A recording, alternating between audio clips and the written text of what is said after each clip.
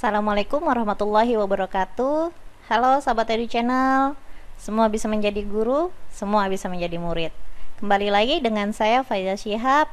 Kali ini dengan mata kuliah yang berbeda, yaitu mata kuliah Manajemen Keuangan. Jika nanti ada tambahan ataupun pertanyaan dari informasi yang diberikan, silahkan tulis di menu komen ya. Sebelum kita masuk ke materi, saya akan informasikan terlebih dahulu mengenai buku referensi yang akan kita gunakan dalam penjelasan ataupun informasi yang akan diberikan nantinya. Kita akan menggunakan buku referensi Jitman Jatter dengan judul Principle of Managerial Finance edisi ke-14 terbitan dari Pearson. Jadi kalau kalian bisa lihat di ini ada gambar bukunya ya.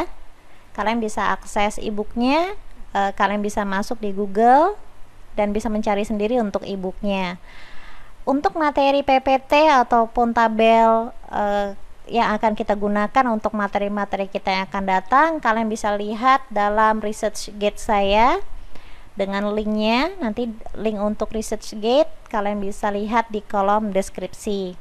Baik, kali ini untuk materi pertama yang akan saya informasikan adalah materi yang ada di dalam bab 3, yaitu topik mengenai financial statement dan rasio analisis.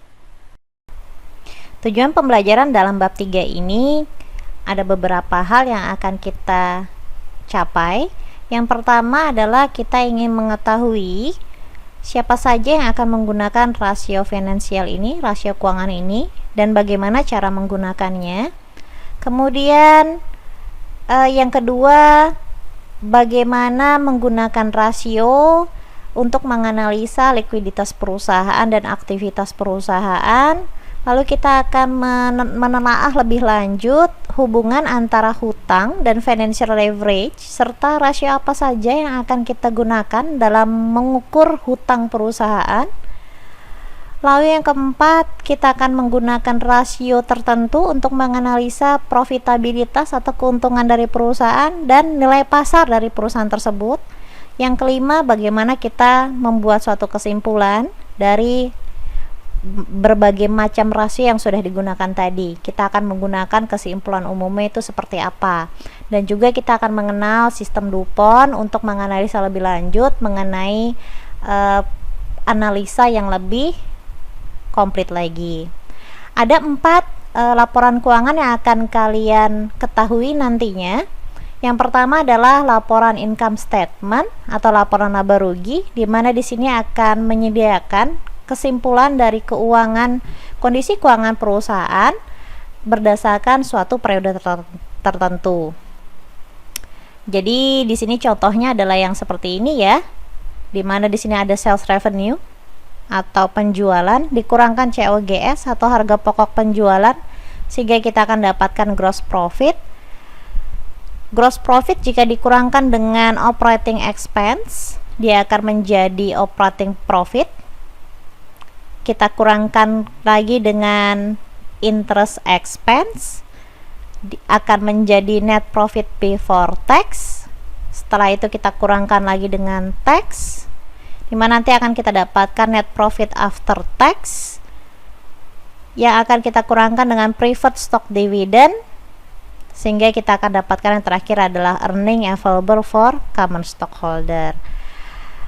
Laporan keuangan yang selanjutnya adalah balance sheet, laporan laba rugi, di mana di situ akan memberikan suatu kondisi umum dari perusahaan akan posisi keuangan yang dia punyai, di mana aset itu akan sama dengan liabilities atau hutang ditambah dengan ekuitas. Aset mengindikasikan apa saja yang perusahaan punya. Ekuitas melambangkan investasi yang dilakukan oleh pemilik atau pemegang saham. Liabilities atau hutang mengindikasikan apa yang sudah dipinjam oleh perusahaan untuk membiayai perusahaannya.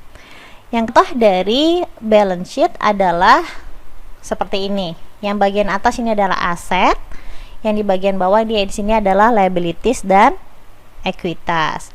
Di mana total dari aset itu harus sama dengan total dari liabilities dan stockholder equity. Aset terdiri dari apa saja? Ini semua, ini adalah aset yang harus kalian hafalkan ya.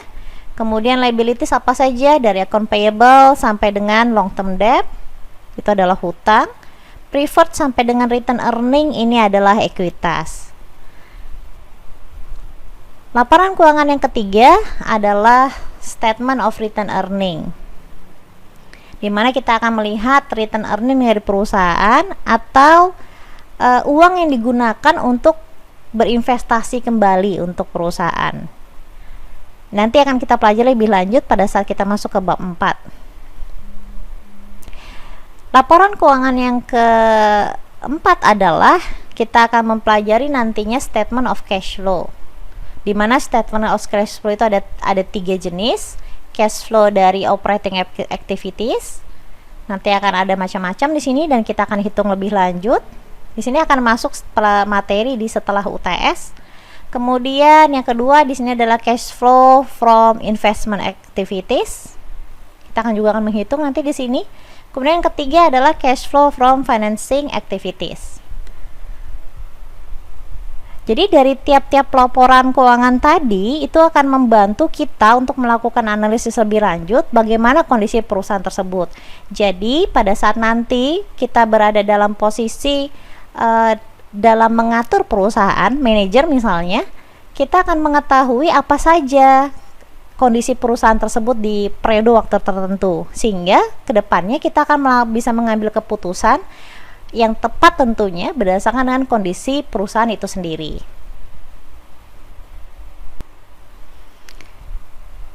Baik, sekarang kita akan masuk dalam analisis rasio analisis.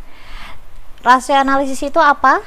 Rasio analisis adalah metode dalam menghitung dan menginterpretasikan rasio keuangan atau financial ratio untuk menganalisa dan memonitor performa dari perusahaan itu sendiri. Jadi kita ingin tahu dari rasio-rasio yang sudah dihitung, kinerja perusahaan itu seperti apa sih sebetulnya.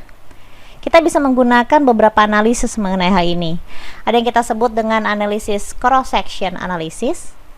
Cross-section itu maksudnya adalah dalam satu periode waktu, kita akan melihat objek yang berbeda.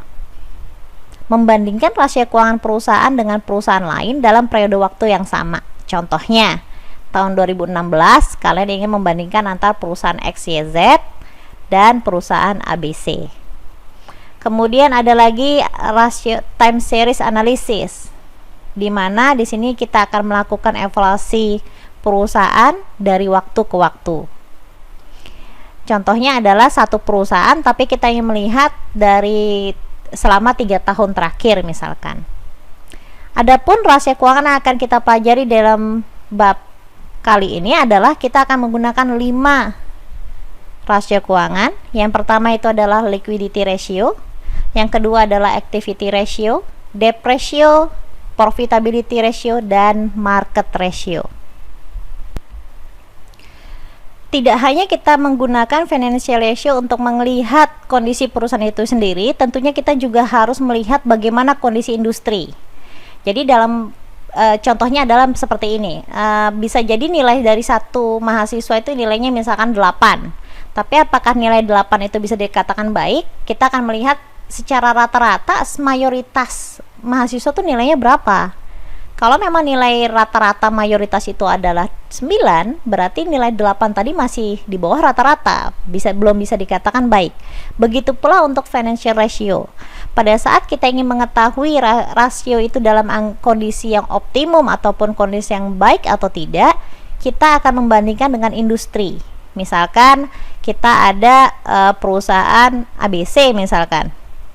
Perusahaan ABC itu di dalam industri makanan dan minuman, dia dalam posisi yang seperti apa. Jadi kita harus melihat juga kondisi dari industrinya. Ini yang kita sebut dengan analisis kombinasi, yang nanti akan kita pelajari lebih lanjut. Namun sebelum kita masuk ke dalam analisis, saya akan ajarkan terlebih dahulu bagaimana cara menghitung masing-masing dari rasio tersebut tadi. Untuk rasio yang pertama, kita akan masuk ke dalam rasio liquidity ratio atau rasio likuiditas. Rasio likuiditas adalah kemampuan perusahaan dalam memenuhi kebutuhan jangka pendeknya pada saat jatuh tempo. Nanti kalian akan menghitung liquidity ratio itu berdasarkan dua rasio. Yang pertama adalah current ratio, yang kedua adalah quick ratio. Nanti akan saya ajarkan satu persatu dan pemahamannya masing-masing seperti apa. Yang kedua, kita ada yang namanya activity ratio. Rasio ini untuk mengetahui seberapa cepat kemampuan perusahaan untuk mengubah suatu akun menjadi liquid atau menjadi cair atau menjadi sesuatu yang cepat digunakan kembali. Dalam hal ini bisa jadi penjualan ataupun cash. Sehingga rasio ini untuk mengukur efektivitas penggunaan sumber dana dari perusahaan, di mana rasio yang akan kita gunakan bisa 5, yaitu inventory turnover, average age inventory turnover, average collection period, average payment period, dan total asset turnover. Untuk rasio yang ketiga, kita akan melihat debt ratio, di mana di sini akan mengukur seberapa banyak aset perusahaan yang dibiayai dari hutang. Tentunya kalau terlalu banyak hutang tidak baik ya. Dimana untuk rasio di sini kita akan mempelajari debt ratio, debt to equity ratio, kita ada times interest earn ratio, kita ada fixed payment coverage ratio. Yang masing-masingnya ada rumusnya masing-masing. Kita masih ada 2 rasio lagi ya. Rasio profitabilitas. Profitability ratio itu adalah untuk mengukur kinerja profit dari perusahaan. Dimana apa saja rasio yang bisa kita gunakan? Gross profit margin, operating profit margin, net profit margin, earning per share, return on total asset, dan return on equity. Yang terakhir, kita juga bisa menganalisa performa perusahaan dari market ratio-nya, di mana kita ada yang namanya price earning ratio dan juga ada market to book ratio. Selain dari 5 rasio tadi, ada lagi perhitungan yang kita sebut dengan DuPont system. Untuk menganalisa lebih lanjut, di mana dalam sistem DuPont ini kita akan membagi laporan keuangan terbagi 2 antara balance sheet atau neraca dengan laporan laba ruginya. Kemudian kita akan melihat bagaimana kondisi perusahaan dilihat dari sisi profitabilitas, ROA dan ROE saja. Rumus-rumusnya ada di sini, kalian bisa lihat sendiri nanti. Kemudian saya akan bahas lebih lanjut, lebih detail lagi di dalam contoh soalnya. Baik, contoh soal yang pertama kita akan membahas mengenai 5 rasio keuangan tadi satu-satu ya, dari liquidity ratio sampai dengan market ratio. Ini adalah contoh soalnya, kita baca bersama. Berikut adalah laporan keuangan dari PT XYZ, rasionya berdasarkan historical, maksudnya adalah data masa lampau dan nilai rata-rata industrinya. Jadi tidak hanya rasio di sini ataupun laporan keuangan ini adalah dari tahun ke tahun, tapi juga terdapat nilai rata-rata industri. Jadi kalian nanti akan diminta melakukan analisa dari 2 sisi tersebut. Hitunglah rasio keuangan dari PT XYZ, asumsi 1 tahun sama dengan 365 hari. Jadi asumsi 1 tahun ini tergantung dalam soal. Terkadang dia menggunakan 360 hari, terkadang 365 hari. Jadi contoh soal di sini adalah berdasarkan nanti rumus-rumusnya, jika ada tulisan 365 ya karena berdasarkan soalnya. Nanti kalian sesuaikan sendiri berdasarkan keterangan asumsi yang ada dalam contoh soalnya. Pertanyaannya apa? Lakukan analisa terhadap rasio keuangan baik dari segi analisa cross section. Jangan lupa cross section itu adalah kalian ingin melihat satu waktu yang sama tapi ada 2 pengamatannya. Berarti dalam hal ini kalian akan membandingkan PT XYZ dengan rata-rata industri. Kemudian kalian juga dimintakan untuk analisis time series-nya. Time series berarti cukup melihat objeknya yaitu PT XYZ saja, namun dari tahun ke tahun. Dari tahun, mungkin di sini ada 3 tahun terakhir. Perintah selanjutnya adalah pisahkan setiap analisis yang kalian buat ke dalam 5 rasio. Nah, ini sudah dimintakan berarti di sini.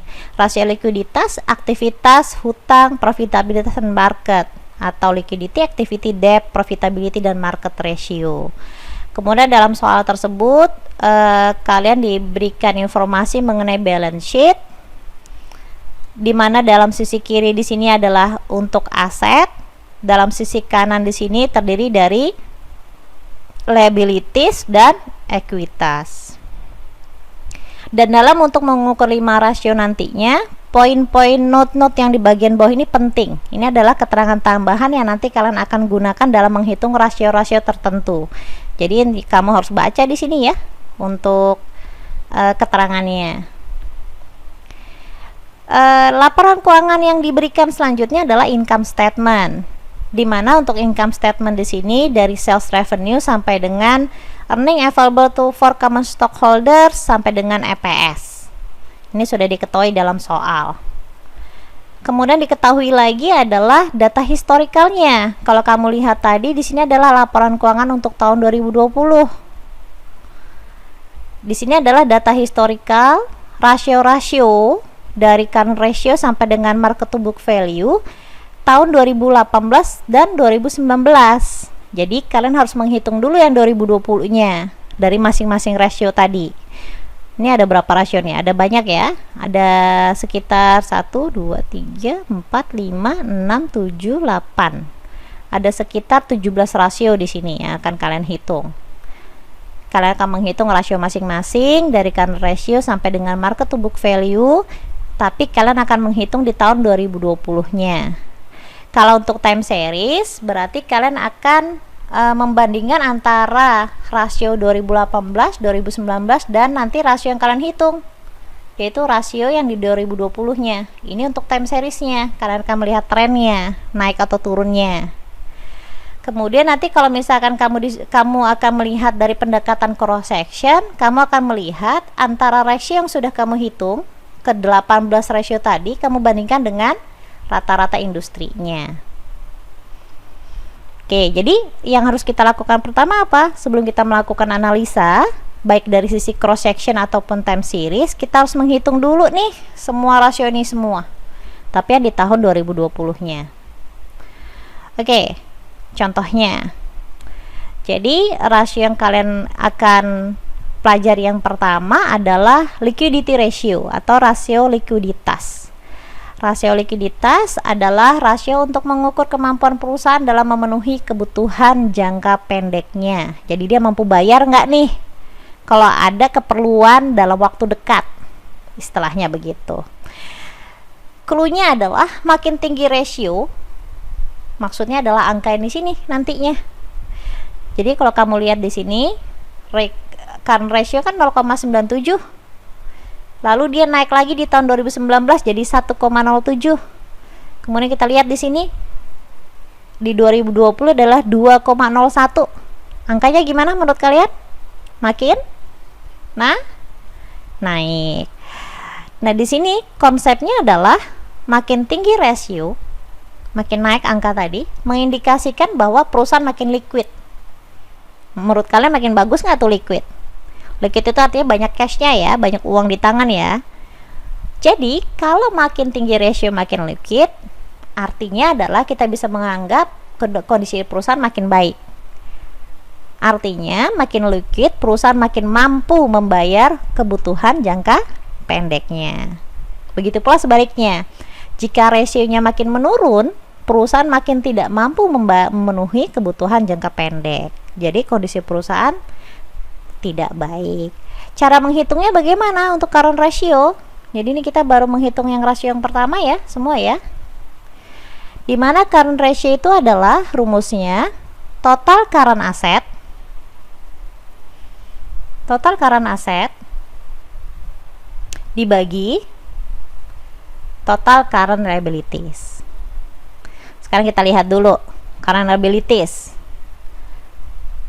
Current liabilities ada di mana? Di income statement ada balance sheet. Ada di balance sheet. Oke. Dimana kalau untuk current asset akan ada di bagian agak atas dimana current asset ada di sini.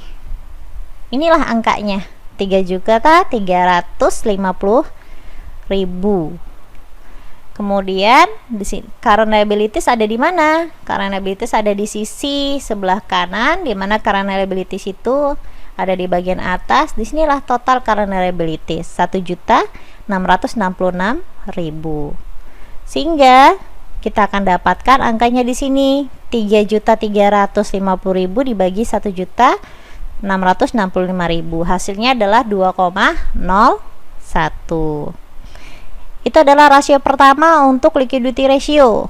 Karena itu PPT-nya masih berwarna hijau di sini ya, karena masih seragam di sini. Untuk rasio yang kedua atau quick asset test ratio, atau lebih gampangnya adalah quick ratio. Di sini kita ingin melihat juga bagaimana kemampuan perusahaan dalam membayar kebutuhan jangka pendeknya, namun kita tidak melihat dari unsur inventory. Karena inventory itu kan persediaan itu adalah barang yang ada dalam gudang kita yang akan kita gunakan. Jadi itu sudah memang barang tidak bergerak, sehingga kalau kita ingin melihat kinerja dari perusahaan, ya persediaan itu harus dikeluarin dulu. Konsep dari rumus soal itu seperti apa? Quick ratio adalah total current asset dikurangin ke inventory, baru kita bagi dengan current liabilities. Oke, jadi tadi angkanya sama saja untuk current asset. Kita sudah dapat angka yang sama untuk current asset, yaitu adalah 3.350.000. Nah, dikurangkan inventory. Inventory kita akan melihat di mana? Balance sheet atau income statement? Adanya di balance sheet. Di balance sheet sebelah mana? Di bagian current asset. Di sini ada nih inventory, di mana nilainya adalah 1.100.000. Oke, berarti kita akan menghitung. Jangan lupa hati-hati cara menghitungnya ini. Kita harus menggunakan tanda kurung buka. Kurung buka 3.350, 3.350.000 dikurangkan 1 juta. Dikurangkan. Oke, saya ulangi kembali. 3.350.000 dikurangin 1.100.000 kurung tutup, baru kita bagi dengan 1.665.000. Jangan lupa menggunakan kurung buka dan kurung tutup ya. Oke, jadi hasilnya adalah 1,35. Untuk financial ratio, kamu menggunakan berapa angka belakang koma tergantung dari soal. Jadi kalau kamu lihat soal di sini, kita lihat ya. Di sini soalnya dia pakai 2 angka belakang koma. Di sini juga pakai 2 angka belakang koma. Ya, selama dalam soal menggunakan 2 angka belakang koma, ya ikuti saja 2 angka belakang koma. Oke, jadi seperti itu ya. Jadi hasilnya adalah, kalau kita lihat hasilnya tadi nilainya adalah 1,35. Jadi untuk rasio yang pertama, rasio yang kedua, kalau di tahun 2018 itu adalah 0,77, 0,73, kemudian tadi 2020 nilainya adalah 1,35. 1,35. Nurun terus nih ya, berarti ya. Dia nurun terus jadinya. Kita lihat lagi pengertiannya. Makin tinggi rasio mengindikasikan kondisi perusahaan makin baik. Jadi menurut kalian, kalau ini makin turun tadi, kondisinya baik atau tidak? Kondisinya menjadi kurang baik. Oke. Sekarang kita lihat untuk rasio yang kedua atau activity ratio. Ini saya tandai dengan warna PowerPoint-nya yang warna orange ya. Jadi di sini kalau kalian lihat tiap rasio itu warnanya beda-beda. Yang untuk kali ini kita warnanya kan orange. Untuk activity ratio, rasio pertama adalah inventory turnover. Di sini untuk mengetahui aktivitas ataupun likuiditas perusahaan, kita ingin mengetahui berapa kali sih perusahaan melakukan pergantian inventory tiap tahunnya. Contohnya begini, kalau kamu melakukan kamu punya usaha minimarket, pergantian inventory tentunya harusnya tiap hari, karena tiap hari orang beli barang kalian. di minimarket tersebut, sehingga persediaan itu harus selalu ada. Karena kalau kalian nggak melakukan pergantiannya itu secara efektif, barangnya kosong dong. Jadi kalian kehilangan dong income dalam menjual barang kalau persediaannya nggak ada. Sebaliknya juga begitu. Kalau kamu tidak bisa menentukan seberapa efektif penggantian inventory dalam setiap tahun, kamu bisa jadi persediaannya numpuk. Nah, kalau persediaan numpuk, jadi apa yang terjadi? Bisa busuk barangnya. Jadi rugi dong. Sehingga kita masuk dalam activity ratio. Bagaimana cara mengukur ataupun bagaimana cara kita mengetahui sebetulnya inventory yang kita punya, pergantian inventory setiap tahun itu efektif atau tidak? Ratio yang pertama kita akan menghitung dari inventory turnover-nya. Berapa kali dalam setahun perusahaan tersebut melakukan pergantian inventory? Inventory turnover rumusnya adalah cost of goods sold dibagi inventory. COGS ada di mana COGS? COGS itu ada di income statement. Sini ya. Di mana nilainya adalah 8.800.000. Jangan kalian tulis minusnya ya, karena di sini nilai minus di sini hanya menunjukkan bahwa untuk mendapatkan keuntungan penjualan kita harus kurangkan dengan modal kita. Karena itu si COGS ataupun harga pokok penjualan atau modal kita ya kita kurangin sehingga kita bisa dapat gross profit. Tapi nilai sebenarnya adalah 8.800.000. Sehingga kalau kalian perhatikan di sini nilainya adalah 8.800.000 dibagi 1.100.000. Nilainya adalah 8. 8 di sini maksudnya apa? Dalam 1 tahun dia melakukan 8 kali pergantian inventory setiap tahunnya. Pengertiannya apa? Makin tinggi rasio mengindikasikan kondisi perusahaan semakin baik. Untuk rasio berikutnya, yang kedua, average age inventory. Kita ingin tahu dalam waktu berapa hari sih perusahaan akan melakukan pergantian. Kalau tadi kan frekuensinya, kalau inventory turnover setahun itu kalian melakukan pergantian berapa kali? Kalau sekarang berapa hari sekali sih kalian melakukan pergantian inventory? Rumusnya adalah 365. Hati-hati dengan 365 di sini. Kalau dalam 1 tahun diasumsikan 360 hari, maka di sini akan berubah menjadi 360. Di sini 365 dibagi dengan inventory turnover. Jadi angka yang sebelumnya yang kita hitung. Maka angka 8 tadi muncul. Berarti 365 dibagi 8. Hasilnya adalah 45,63. Jadi setiap 45 hari sekali, atau kalau kita bulatkan jadi 46 hari ya. Jadi setiap 46 hari perusahaan tersebut akan melakukan pergantian inventory atau stoknya diganti baru lagi, ditambah lagi. Yang ketiga adalah average collection period. Waktu yang diperlukan untuk nagih piutang. Dari sisi perusahaan tentunya kita ingin menagih piutang lebih cepat ya. Kan piutang itu adalah orang lain berhutang sama kita. Berarti uang kita ada di orang. Jadi kita maunya adalah orang bayar hutang lebih cepat.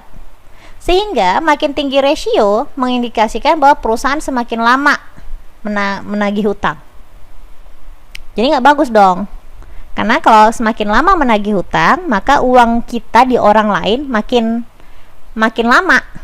Kita makin nggak megang uang dong jadinya. Jadi makin tinggi, makin buruk.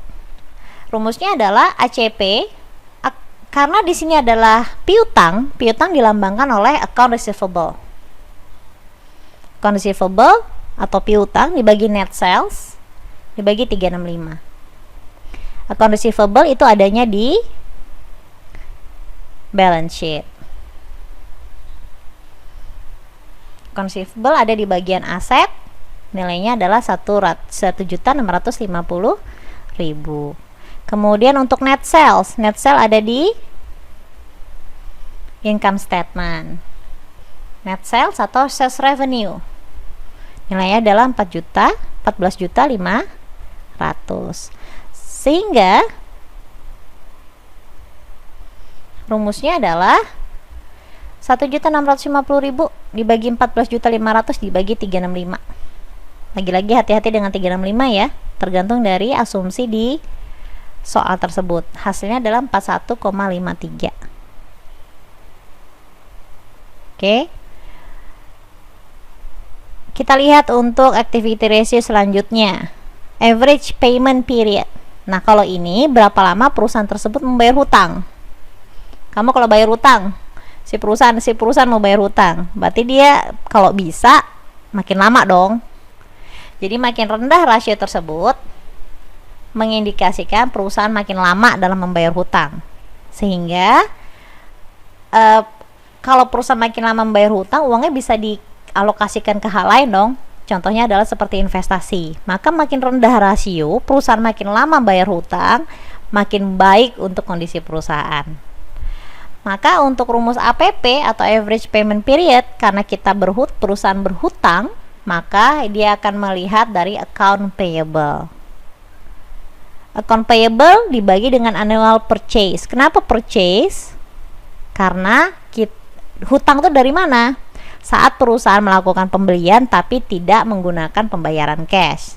Sehingga itu yang kita membandingkannya dengan purchase. Itu dibandingkan dengan yang tadi, receivable, account receivable atau piutang.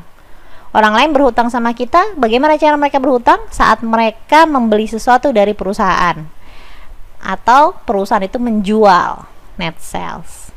Gitu ya. Itu biar ngapalinnya kalian bisa biar enak. Karena setiap dari rumus-rumus ini itu ada cara menghafalkan dan konsep-konsepnya tersendiri.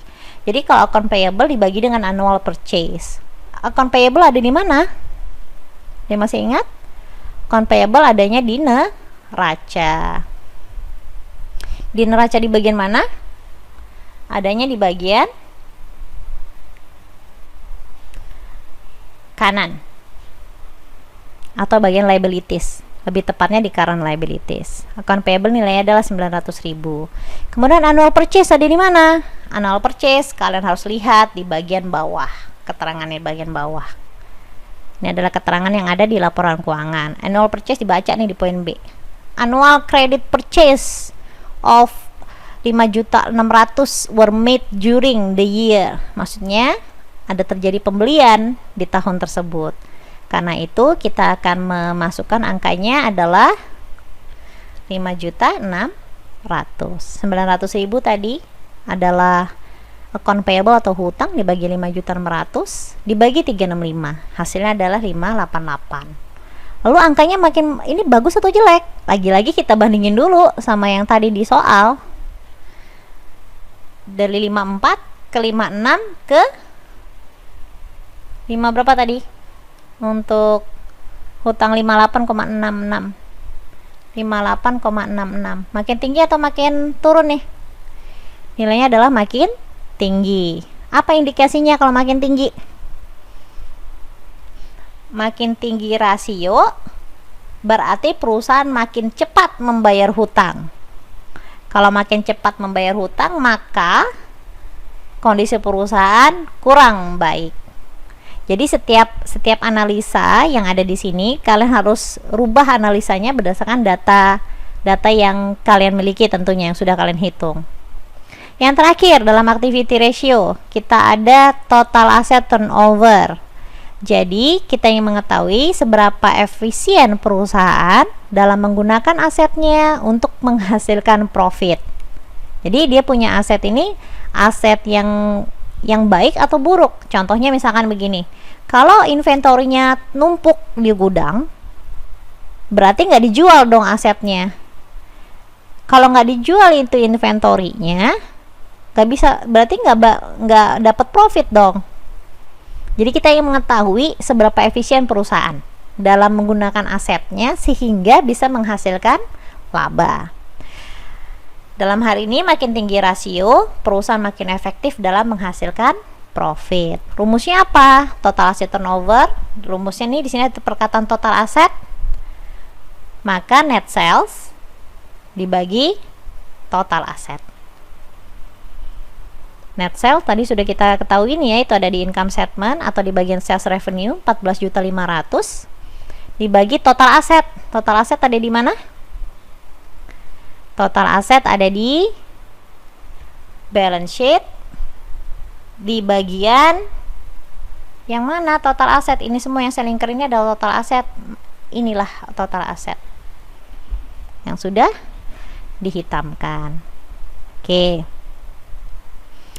baik, itu adalah rasio yang kedua. Kita masih ada 5 rasio ya semua ya. Sekarang kita ganti warna ungu. Oke, untuk rasio yang ketiga atau debt ratio. Debt ratio di sini adalah seberapa banyak uang pinjaman yang digunakan oleh perusahaan untuk menghasilkan laba. Jadi makin tinggi rasio, artinya makin banyak utang yang dipunyai sama perusahaan, sehingga perusahaan makin berpotensi menghasilkan profit. Makin tinggi berarti makin baik, tapi harus hati-hati, jangan terlalu tinggi hutangnya atau tidak melebihi industri.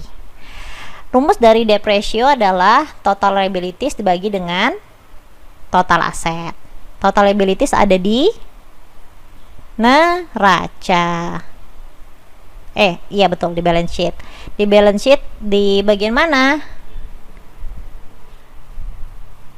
Di bagian kanan. Total liabilities itu apa? Total liabilities adalah current liabilities ditambah, ini current liabilities ya, salah nulis saya, current liabilities ditambah long term debt.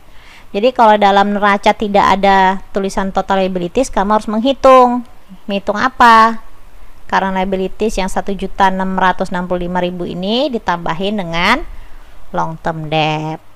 Jadi dapatlah nanti angka 2.815.000. Kemudian total aset ada yang tadi sebelah kanan. Jadi kalau kita menghitung adalah ini dia, dan ketemu angka 0,25. Untuk debt ratio yang kedua, rasio yang dihitung adalah DER atau debt to equity ratio. Untuk debt to equity ratio ini adalah kita akan mengukur proporsi setiap saham yang dimiliki perusahaan. Perusahaan punya saham, bisa jadi perusahaan saham istimewa atau preferred stock, bisa jadi saham biasa ataupun common stock. Namun untuk debt to equity ratio kita akan melihat proporsi saham biasanya terhadap hutang. Jadi bagaimana ekuitas, namun kita hanya melihat dari common stocknya dibandingkan dengan hutangnya ataupun debtnya. Makin tinggi rasio mengindikasikan perusahaan kurang mampu dalam menghasilkan cash, dalam membayar kewajibannya atau hutangnya. Jadi rumusnya adalah total liabilities dibagi common stock equity. Nah, yang harus kamu perhatikan di sini adalah common stock equity. Cara ngitungnya gimana? Jadi kalau kita ingin melihat ekuitas, tapi kita nggak mau ada unsur saham istimewa ataupun preferred stock, karena di sini kita akan cuma mau melihat saham biasa doang. Jadi kalau kamu melihat di sini, kenapa angka 8,4 juta di sini dikurangkan 1.550?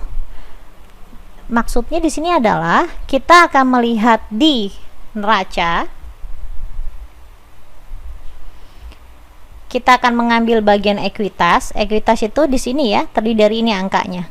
Di sini ada preferred stock, ada common stock, ada paid in capital, lalu ada return earning. Jadi ini adalah ekuitas. Si 8.435.000 ini adalah ekuitas. Namun kita hanya mau melihat dari segi common stock saja. Paid in capital ini adalah bagian dari common stock. Return earning didapatkan jika sudah melakukan pembayaran dari sisa dividen yang dibayarkan. Intinya adalah common stock equity kita akan menghilangkan unsur preferred stocknya atau yang 1.550 tadi. Jadi total ekuitas yang 8.435.000 kita kurangkan dengan saham preferrednya yang 1.550.000. Itulah yang kita maksud dengan common stock equity. Jadi 2.815.000 dibagi, jangan lupa pakai kurung buka. Kita hitung lagi ya. Caranya adalah 2.815.000 dikurangin 8435.000 dikurangin 1550, baru kurung tutup sama dengan, oh ini salah lagi, oh salah saya, bukan dikurang, 2815, saya ulangi ya, 2815.000 2.815.000 dibagi kurung buka 8435.000 dikurangin 1550.000, 1.550.000, baru kurung tutup dan sama dengan, sehingga ketemu angka apa yang salah di sini, 6,89. Oh ini angkanya saya kelebihan 0. Oke, nanti kalian coba hitung sendiri ya untuk kalkulatornya ya, tapi jangan lupa pakai kurung buka dan kurung tutupnya. Oke, untuk rasio yang ketiga, rasio yang ketiga itu adalah times interest earn ratio. Jadi kalau ada interest, ada kata-kata interest di sini, berarti seberapa banyak perusahaan mampu membayar hutang. Dalam hal ini adalah interest payment. Mampu nggak sih bayar hutang? Berarti kalau perusahaan tuh nggak mampu bayar hutang, kondisinya baik atau tidak? Tentunya tidak. Dalam hal ini makin tinggi rasio, berarti perusahaan makin mampu bayar bunga. Jadi kondisinya makin baik. Rumusnya apa? Earning before interest tax atau EBIT, atau yang di sini kita ketahui sebagai operating profit, dibagi dengan interest. Oke, jadi earning before interest and tax atau EBIT kita ada di income statement, di mana dia ada di sini. Ini adalah EBIT, karena singkatan dari EBIT adalah earning before interest tax, sebelum interest ya, sebelum interest itu ya EBIT. Maka yang mana dia di operating profit, nilainya adalah 1475. Lalu interest ada di mana? Interest ada di income statement juga, di bagian bawahnya, yaitu adalah 255.000. Jadi jangan pakai minus ya. Oke, jadi nilainya adalah 1475 dibagi 255.000, hasilnya adalah 5,78. Rasio yang terakhir dalam debt ratio itu adalah fixed payment coverage ratio, di mana di sini perusahaan ada melakukan pembayaran untuk hal-hal yang tetap nilainya setiap bulannya, yaitu adalah seperti bunga ataupun sewa gedung. Perusahaan juga bayar dividen. Jadi perusahaan kalau ngeluarin saham kemudian dibeli sama orang lain, perusahaan wajib bayar dividen kepada orang yang membeli saham perusahaan tersebut. Perusahaan juga bayar pajak. Inilah pembayaran yang fix. Fix itu dalam arti rutin dan pembayarannya tetap setiap waktunya. Ini kita akan rasio ini karena untuk melihat pembayaran yang dalam hal kewajiban tetap dari perusahaan tersebut. Jadi kita ingin melihat perusahaan tersebut kewajiban tetapnya itu dipenuhin terus tidak setiap bulannya, setiap periode waktunya. Jadi makin tinggi rasio, perusahaan makin mampu untuk membayar kewajiban tetapnya.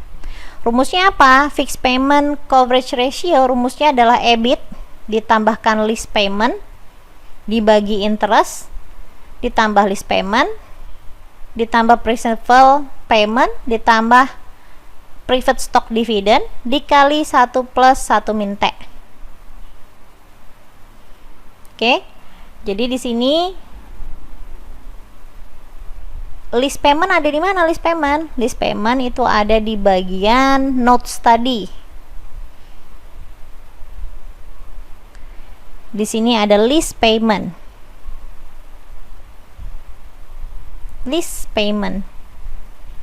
Oke. Jadi kalau kita lihat EBIT ditambahin list payment adalah 150.000. Kemudian interest tadi ada di income statement 255.000, 150. Principal Principal payment ada di mana? Kita lihat lagi dalam soal. Principal payment itu ada di bagian yang menu C. Principal payment untuk long term debt. Di sini tertera 100.000. Maka kita akan masukkan 100.000. Kemudian preferred stock dividend. Preferred stock dividend kita akan melihat dari mana? Preferred stock dividend kita akan melihat di bagian income statement, di mana preferred stock dividend ini ada di setelah laba bersih setelah pajak atau net profit after tax. Sini ada tulisan 200.000. Maka di sini kita akan masukkan 200.000 rupiah dikalikan 1 min 60. Teksnya tergantung dalam soal. Kalau di dalam soal itu adalah 60%, ya masukkan 60%. Lalu akan kita hitung, nanti akan ketemu 1,8. Oke, itu adalah rasio yang ketiga. Kita masih ada rasionya sampai rasio kelima ya, masih ada 2 rasio lagi. Oke, ini adalah rasio yang paling mudah nih, rasio profitability ratio atau gross profit margin. Kalau gross profit margin, berapa persentase penjualan yang tersisa setelah membayar pembelian barang. Jadi gampangnya adalah karena ini adalah kata-katanya adalah gross profit, ya udah berarti gross profit dibagi net sales. Rumusnya simpel. Gross profit dari mana? Gross profit kita ambil dari income statement. Gross profit. Masukin nilainya 5.700.000. Net sales yaitu sales revenue ada di 14. Net sales atau sales revenue ada di income statement juga, yaitu 14.500.000. Jadi rumusnya adalah ya sudah, masukkan saja angkanya, ketemu angka 0,39. Rumus yang kedua, operating profit margin. Namanya operating profit, ya udah berarti operating profit dibagi net sales. Operating profit nama lainnya adalah EBIT. Ya udah, tadi angkanya sudah dapat ya. Saya sudah jelaskan sebelumnya EBIT itu yang nyarinya di mana. Oke, sekarang kita masuk ke net profit margin. Yang saya lupa jelaskan adalah setiap rasio ini, karena ini adalah rasio yang berhubungan dengan profit, makin tinggi rasio berarti perusahaannya makin baik. Karena itu berkaitan dengan laba. Jadi baik GPM, OPM ataupun NPM, makin tinggi rasio perusahaannya makin baik. Nanti pengertian masing-masing di sini cuma sedikit berbeda tentang jenis labanya. Nah, untuk net profit margin ini adalah laba bersih atau earning available to common stockholder. Dibagi sama sales juga. Jadi pembagiannya sama ya, sales semua. Lalu earning available to common stockholder ada di sebelah mana? Bagian bawah. Bu, cara ngapalinnya gimana, Bu? Kan ini nanti kan nggak perlu ngapalin perkataan ini semua, nanti kan ada di dalam soal, tinggal nyalin aja. Cuman kalian akan nginget aja, oh profitnya yang mana nih? Profit yang setelah bayar private stock. Selesai. Itu ya cara menghafalkannya. Oke, jadi nilainya berapa? Nilainya adalah 0,04. Rasio yang keempat adalah EPS, earning per share.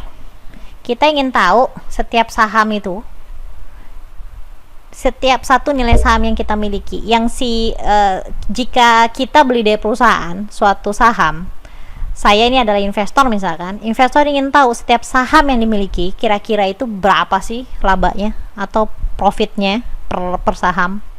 Penting dong untuk diketahuin. Jadi kalau misalkan labanya, oh ternyata kecil ya per sahamnya, oh saya akan beli berapa lot misalkan. Jadi tergantung dari kemampuan kalian dan kalian ingin revenue-nya itu berapa. Jadi itu dikaitkan lagi. EPS rumusnya adalah earning available to common stockholder dibagi jumlah saham beredar. Taunya dari mana, Bu, jumlah saham beredar? Baca lagi notes-nya. Oke, jika kalian lihat di sini di notes-nya itu tidak ada, maka kalian lihat di bagian balance sheet, di bagian ini. Karena earning available to common stockholder berarti kamu hanya cukup melihat share yang ada di common stock. Nilainya adalah 200.000. Sehingga untuk number of shares outstanding nilainya adalah 200.000. Earning available to common stockholder itu ada di income statement tadi ya. Jadi setelah dibagi ketemu angka 2,66. Yang kelima, return on asset. Nah, kalau ini seberapa efektif perusahaan memanfaatkan asetnya dalam menghasilkan profit. Rumusnya adalah earning available to common stockholder dibagi total aset. Karena kita ngomongin aset di sini. Angkanya di sini sudah saya jelaskan sebelumnya, cara nyarinya di mana, ketemu angka 0,05. Rasio yang terakhir dari profitability ratio adalah return on equity, di mana laba yang didapatkan setiap pemegang saham lebih spesifik ke investor yang membeli saham biasa. Makin tinggi rasio, perusahaan kondisinya makin baik dan mampu memberikan laba pada pemegang saham. Rumusnya adalah earning available to common stockholder, karena di sini equity berarti dibagi total common equity. Hati-hati. Total common equity adalah nilai total ekuitas dikurangkan dengan saham preferen. Baru dapat nilainya 0,08. Dan terakhir sekarang adalah rasio yang kelima. Kita akan melihat price earning ratio atau PE, di mana di sini artinya adalah jumlah uang yang diinvestasikan oleh investor dari setiap pendapatan yang didapatkan. Makin tinggi rasio mengindikasikan kondisi perusahaan semakin baik. Rumusnya adalah market price per share of common stock dibagi EPS.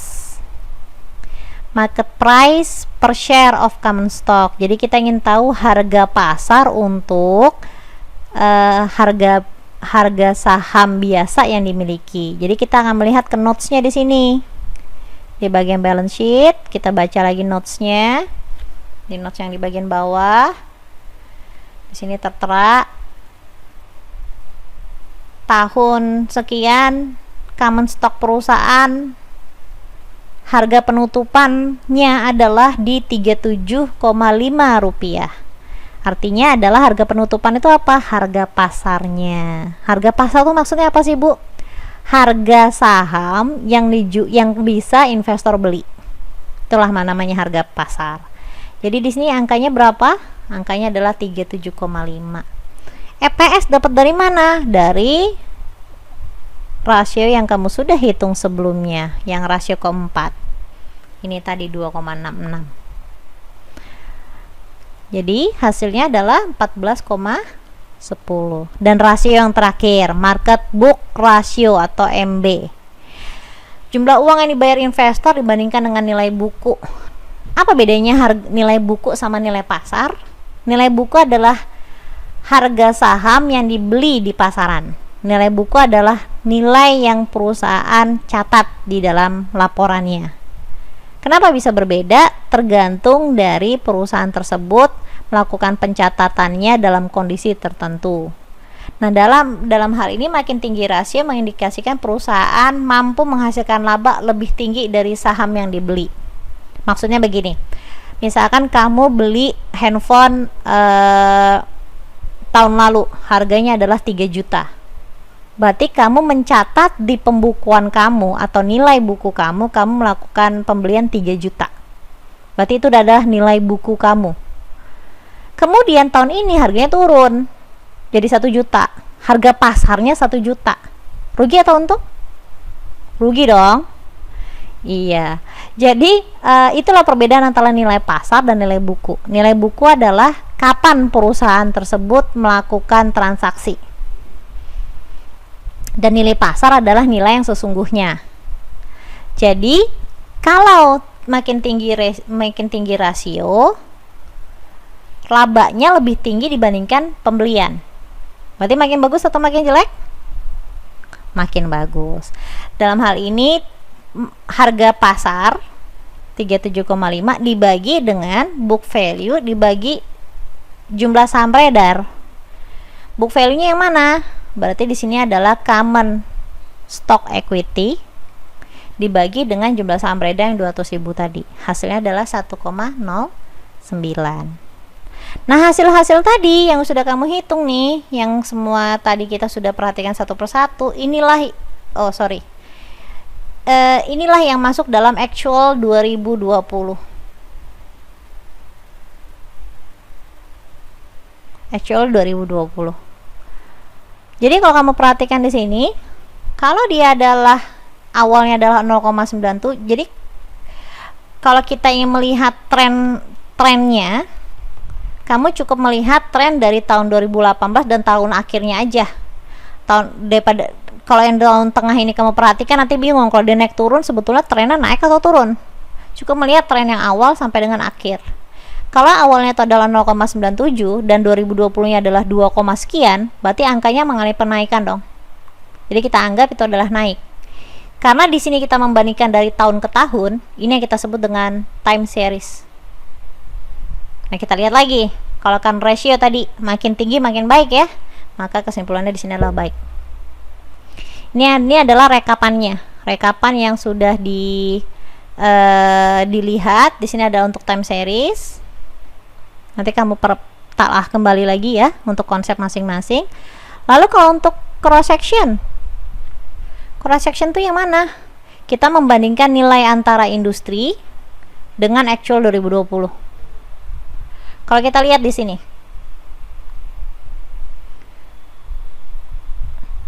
kita lihat ya, untuk current ratio, pada saat current ratio industri adalah 1,2, sedangkan perusahaan itu adalah 2,0, makin baik atau makin buruk?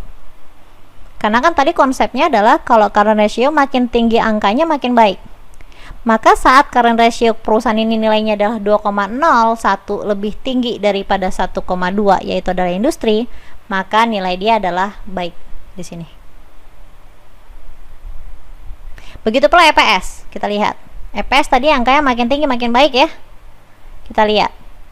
Oh, ternyata si perusahaan ini lebih tinggi dibandingkan industri. Oh iya, berarti makin baik dia. Average collection period, berapa lama menagih piutang? Makin tinggi makin jelek ya. Kalau makin tinggi makin jelek, kita lihat, oh ternyata di rata-rata industrinya si perusahaan ini lebih tinggi, jadinya jelek dong. Makanya di sini akan menjadi buruk untuk common stocknya, untuk yang di cross section ya. Jadi begitu terus untuk menelaahnya. Kalian coba cek satu persatu untuk yang hal ini ya. Barulah setelah kamu lihat seperti ini, kita lihat analisisnya seperti apa. Karena kalau untuk melakukan analisis tadi diminta kamu disuruh membuat analisis untuk per rasio. Jadi liquidity ratio tadi kan terdiri antara current ratio dengan quick ratio. Berarti kamu lihat di situ. Kita lihat lagi. Saya ambil contohnya hanya satu rasio saja ya. Nanti kamu bisa baca sendiri untuk analisanya. Contohnya untuk liquidity ratio. Di sini liquidity ratio kan? Liquidity ratio terdiri dari current ratio dan quick ratio. Kita lihat. Oh ternyata baik berdasarkan time series ataupun cross section sama-sama baik nih mereka. Jadi analisisnya seperti apa? CR dan QR, current ratio dan quick ratio menunjukkan tren yang sama, yaitu mengalami kenaikan. Dan kedua rasio ini berada di atas rata-rata industri. Jadi kamu menuliskan tuh mengalami kenaikan itu berarti kita ngomongin dari sisi 2018 ke 2020. Berarti dari segi time seriesnya. Kemudian kita campur analisa dengan cross section. Ternyata di cross section juga dia lebih tinggi. Baik yang kalau kamu lihat di sini 1,2 itu lebih tinggi dari 2 dan 0,8 lebih tinggi dari 1,35. Maka analisanya cukup seperti ini. Dan kedua rasio juga di atas rata-rata industri. Kamu tulisin angkanya 1,2 dan 0,83. Jadi dalam hal liquidity ratio perkembangan perusahaan lebih baik. Selesai. Itulah analisanya. Tapi perhitungannya panjang ya dari awal ya. Kamu harus mengetahui dulu. Dan seterusnya seperti itu. Nanti kamu baca sendiri seperti ini. Lalu kita lihat kesimpulan akhirnya seperti apa. Kesimpulan akhirnya bagaimana? Kesimpulan akhir kita mengambil kesimpulan secara umum. Contohnya, liquidity ratio dulu. Ternyata untuk liquidity ratio itu baik. Untuk activity, buruk. Debt ratio, kurang layak. Profitability ratio, buruk. Market ratio, membaik. Berarti di sini ada buruk. Buruknya ada 3 kali nih. Buruk, buruk. Mana lagi tadi yang buruk? Sama di sini buruk. Berarti ada 3 buruk sama 2 baik dari 5 rasio yang ada. Ya udah, secara kita bisa tulis kesimpulan secara umumnya adalah secara umum perusahaan berkondisi cukup buruk. Perusahaan perlu meningkatkan dari mana? Ya kamu lihat lagi. Yang kurangnya apa nih di perusahaan, di rasio yang mana? Dari antara rasio ini semua, yang kurangnya di mana? Kamu sebutkan secara ringkas dalam kesimpulan akhirnya, dan seterusnya seperti itu. Nah, jadi sini nanti kamu baca sendiri ya untuk analisanya. Jika ada yang tidak paham dengan perkataan-perkataan ini, kalian bisa tanyakan di kelas. Jadi inilah satu soal ujian kalian untuk financial ratio, yang kalian harus mengerjakan ini semua kurang dari 30 menit. Konsep yang pertama ya. Atau kalau kita masuk sekarang, bagaimana sih Bu kalau DuPont system? Ini ada contoh soalnya. Kita baca bersama untuk contoh soal kedua. Diketahui NPM dari suatu perusahaan 6,3%. Total asset turnover 0,494. Financial leverage multiplier atau FLM adalah 1,86. Kamu disuruh ngitung ROE. Kemudian kamu disuruh ngitung keuntungan dalam DuPont-nya itu seperti apa. Jadi kalau misalkan kita melihat rumusnya, ROA adalah NPM dikalikan total asset turnover. Kamu lihat lagi di slide sebelumnya ya. Slide ada di slide yang ini.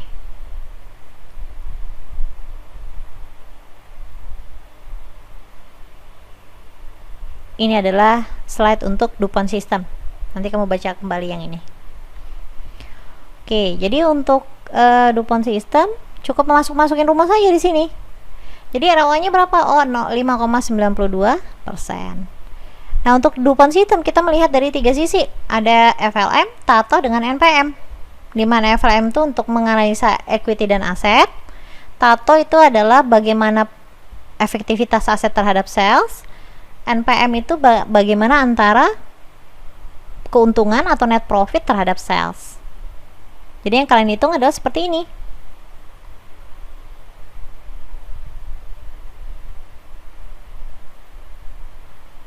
Oke. Ini adalah contohnya. Kalau di sini tadi adalah teorinya. Ini adalah konsep teorinya. Lalu contoh soalnya di mana? Contoh soalnya di contoh soal nomor 3. Kalian disuruh menghitung DuPont system dengan contoh soal ini. Cara menjawabnya bagaimana? Kita cukup lihat trendingnya. Financial leverage makin naik, makin baik. Net profit dari 0,51 ke 0,04 berarti turun dia. Turun berarti kurang baik. Total asset turnover 2,5 jadi 2,6. Dia adalah naik, maka dia adalah baik. Lalu ROE, di sini adalah pengaliannya. ROE tadi adalah berhubungan sama laba ya, makin naik, di sini adalah naik, makin baik.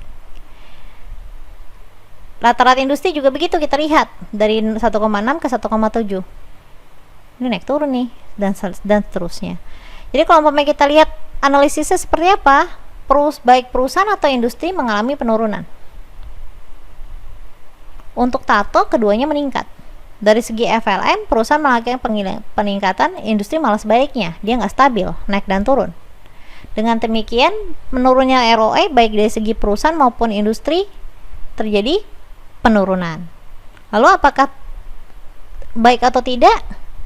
Tergantung. Jadi kalau kami melakukan analisa dari segi perusahaan X, di sini kondisinya cenderung baik. Dan dia bahkan angkanya di atas rata-rata industri kalau kamu lihat di sini angkanya. Tapi dari kondisi industrinya sendiri kurang bagus. Jadi untuk analisa kamu tergantung, kamu melihat dari angka yang seperti apa. Yang penting kamu paham dulu, dia kalau naik nilainya seperti apa, kalau turun baik atau tidak. dan seterusnya seperti itu. Nanti akan dibahas kembali di kelas. Kalian bisa lihat di sini di PowerPoint-nya tugas-tugasnya, begitu pula deadline pengumpulannya. Demikian untuk video kali ini, semoga bermanfaat. Jika ada pertanyaan bisa isi di kolom komentar. Baik, demikian untuk materi di bab 3. Semoga bermanfaat. Jika ada pertanyaan bisa kalian isi di kolom komentar. Saya Faiza Shihab undur diri dulu. Wassalamualaikum warahmatullahi wabarakatuh.